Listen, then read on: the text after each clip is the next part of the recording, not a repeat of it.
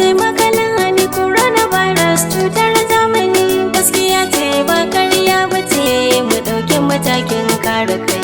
Maganar banza kin haukace wannan tsari na Yahudi ne. Zama waje ɗaya bai hana mutuwa ki bar ni na je nemo makai.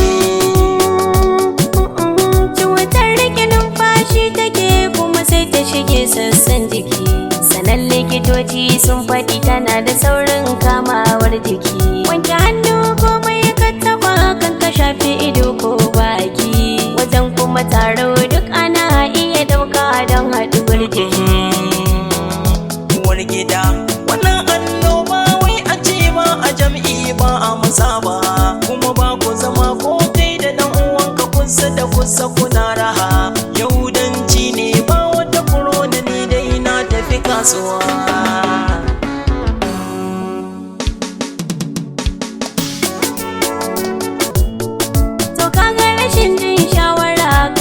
Cutar san babu ta ya al'umma ko kula akwai cutar nan don mu tabbata. Matata ki mana addu'a na yi nadamar wannan lamari. Cuta ta corona gaskiya ce mu nasu gida jama'ar gari. Mu ɗauki kiran da ake ta yi da shawarar likitoci na gari. Mu jure mu yakuri da duka matsacin nan domin kare kai.